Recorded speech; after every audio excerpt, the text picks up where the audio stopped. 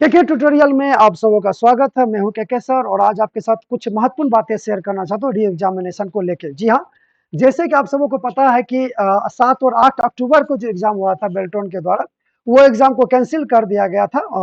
सभी एग्जाम जो था 7 और 8 को वो कैंसिल हो गया था। उसका री एग्जाम आपको 30/11/2024 होने वाला है। ठीक है, इसमें 7 अक्टूबर को जो एग्जाम हुआ था सुबजेसी सेंटर पे, उनका एमसीक्यू और टाइपिंग टेस्ट दोनों होगा। इसके अलावा 7 और 8 को बाकी दूसरे जगह जहां भी सेंटर पे एग्जाम हुआ था और 8 तारीख को अगर सुबजेसी पे भी आपका एग्जाम हुआ होगा तो आपका सिर्फ टाइपिंग टेस्ट होगा। आप लोग अपना एडमिट कार्ड डाउनलोड कर लिए होंगे।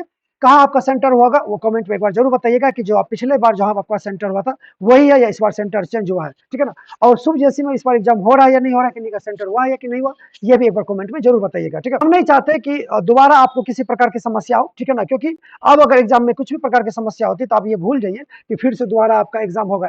इसीलिए जो बातें मैं बताने वाला हूँ वीडियो के लास्ट में, उन चीजों को जरूर एक बार देख लीजिएगा और समझिएगा। ठीक है, अगर वीडियो अच्छा लगे तो लाइक शेयर और कमेंट भी जरूर कीजिएगा। आपके साथ बेल्ट्रॉन के बहुत सारे ऐसे महत्वपूर्ण जानकारियां मेरिट से लेके सेटिंग तक और सेटिंग से लेके सैलरी तक, इन सभी बातों को हम आपके बीच रखने वाले हैं। आपको जो कल जो एग्जाम होने वाला था 30 नवंबर को, उनमें आपको क्या क्या चीजें करनी है। ठीक है, तो देखो लिखा हुआ कि री एग्जाम में भूल के भी ये गलती नहीं करना। क्या गलती नहीं करना, तो सबसे पहला देखिए कह रहा है कि सही कागजात के साथ टाइम से पहले सेंटर पे पहुंच जाना। अब ये क्या हुआ इसका मतलब, देखिए पिछले बार बहुत सारे स्टूडेंट का ये दिक्कत रहा कि बोला कि एग्जाम छूट गया, बहुत सारी डेट में छूटा, लेकिन 7 और 8 को भी एग्जाम छूटा था। एंट्री उससे आधा घंटा पहले आप सेंटर को क्या कर लीजिए, विजिट कर लीजिए, क्योंकि सेंटर पे नहीं पहुंचने की वजह से एग्जाम छूट जाना, जिंदगी में इससे बड़ा कष्ट कुछ नहीं हो सकता, पछतावा कुछ नहीं हो सकता।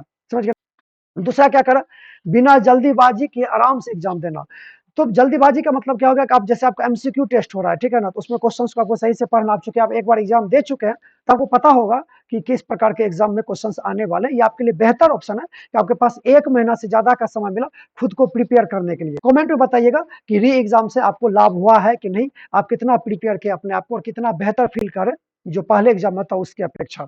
तो जल्दीबाजी नहीं करना, आराम से आपको टाइपिंग देना है, आराम से आपको एमसीक्यूज करना है। तीसरा है टाइपिंग से पहले कीबोर्ड के सभी की को देखना। देखने का मतलब ये नहीं कहा जा रहा है कि उसके मुंह कान को देख लीजिएगा कि नीक है कि नहीं है। देखने का मतलब होगा कि जब आपका मॉक टेस्ट होगा, जब आपका क्या होगा, देखिए जब भी आपका मॉक टेस्ट होगा, ध्यान समझिएगा, जब आपका क्या होगा, जब आपका मॉक टेस्ट होगा तो हम सब ये देखने में लग जाते हैं कि मेरा स्पीड कितना जा रहा है। अरे भाई मॉक टेस्ट में तुम स्पीड लेके क्या करोगे। ठीक है ना, जो स्पीड होने का तो वो हो गया। अब यहाँ पे क्या कीजिएगा, कीबोर्ड के जितने भी कीज हैं, न्यूमेरिकल कीज, अल्फाबेट की, स्पेस की, शिफ्ट की, समझ गए ना, बैक स्पेस की, जो भी की आपको टाइपिंग में जरूरत पड़ता है, इन सभी की को एकदम धरा प्रभा दबा के देख ली। ये नहीं कि दबाने में अगर लग रहा है कि थोड़ा सा समय लग रहा है, आपको प्रेशर देना पड़ रहा है, दबाना जोर से पड़ रहा है, तो कीबोर्ड को चेंज करवा लीजिएगा। जो कीबोर्ड आएगा समझ गए, उसको भी फटाक से नहीं बटन दबा के देख लीजिएगा कि सब कुछ सही चल रहा है कि नहीं चल रहा है। ठीक है ना। तो सबसे पहला काम करना है कि मॉक टेस्ट में स्पीड नहीं देखना है, आपको किसको देखना है, कीज को देखना है कि सभी की आपका सही से काम कर रहा है कि नहीं कर रहा है। ठीक है ना, ये सारा चीज आप देख लीजिएगा। इसके बाद आपको क्या करना है, नेक्स्ट में क्या देखना, टाइपिंग के दौरान किसी प्रकार की समस्या होते ही तुरंत एक्शन लेना। अब टाइपिंग के दौरान किस प्रकार की समस्या हो सकता है, तो देखो टाइपिंग के दौरान आपको समस्या हो सकता है हाईलाइट की, हाईलाइट की समस्या हो सकती है। आपको जो वर्ड हो सकता है कि आप लिख रहे कुछ, लिखा रहा कुछ, या आप जैसे आज मतलब लिखिए राम, आप राम लिख दिया, एम लगा के जैसे स्पेस दबाए तो वहां पे कुछ सेकंड के बाद आपका राम लिखाया, एम लिखाया। इस प्रकार की समस्या आपको टाइपिंग के दौरान देखने को मिल सकता है। तो ऐसा अगर हो तो तुरंत आपको एक्शन लेना। ठीक है ना, वहाँ पे जिस भी जगह आपका सेंटर होगा वहाँ पे तुरंत आपको, वहाँ पे जो एग्जाम ले रहे होंगे उनसे आपको ये बातें करनी है कि देखिए इस प्रकार की समस्या हो रही है। और क्या है, टाइम पे सबमिट करना। टाइम पे सबमिट का मतलब होगा कि अगर आपका लो जी एग्जाम पहले कंप्लीट हो गया टाइम से पहले, तो कोशिश कीजिएगा कि क्या कर दे, सबमिट कर दे। सबमिट का बटन हाईलाइट हो जाएगा, ठीक है ना, आप उसको सबमिट कर दीजिए। अगर ऐसा नहीं होता है, क्योंकि ये भी प्रॉब्लम हुआ था, तो ये मतलब अब ये एक प्रकार की सर्वर समस्या भी हो सकती है, या फिर वहाँ ये चीजें पूछ लेना एग्जाम से पहले। ठीक है ना, कि भैया सबमिट का क्या प्रोसेस है, सबमिट कैसे क्या होगा। ठीक है ना, ये आप डिस्कशन कर सकते हो।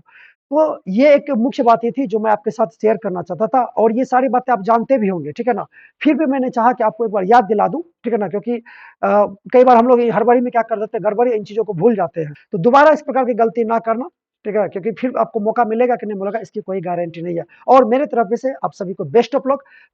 अच्छे से आप एग्जाम दीजिए और परिणाम का इंतजार कीजिए। Thank you.